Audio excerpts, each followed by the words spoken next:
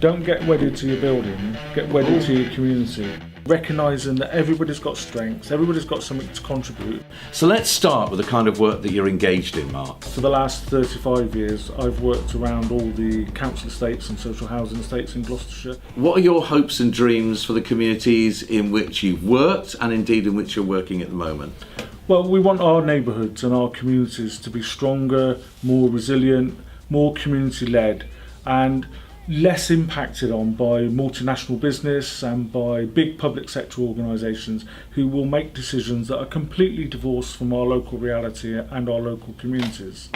The challenge, I think, for the church is how they play in that and which side of the line they stand on. And how true is it that the church simply sits on the fence without engaging in communities? I think, like a lot of organisations, and the church isn't the only one, they often look after their own organisational self-interest before they address the interests of the communities that they seek to serve.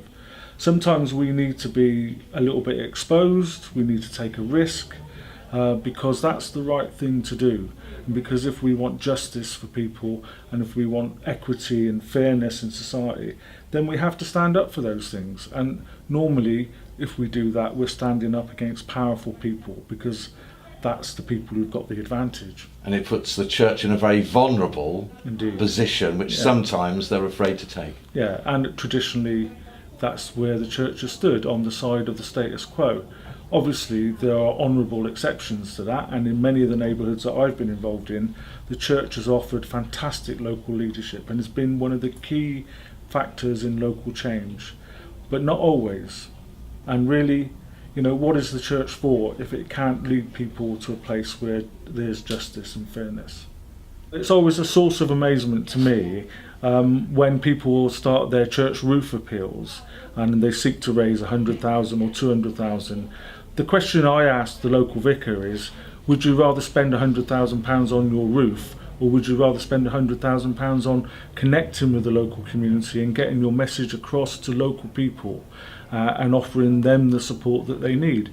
Which is most important, supporting your roof or the local communities? And what response do you get from the local clergy? Well, that's a very interesting question, and it's a mixed response, I think, and it depends how wedded people are to their buildings. But it seems to me that religion is about people, not buildings. Buildings in the right place have a real great value and are a community asset. But it's people that believe, and it's people that make changes, not buildings.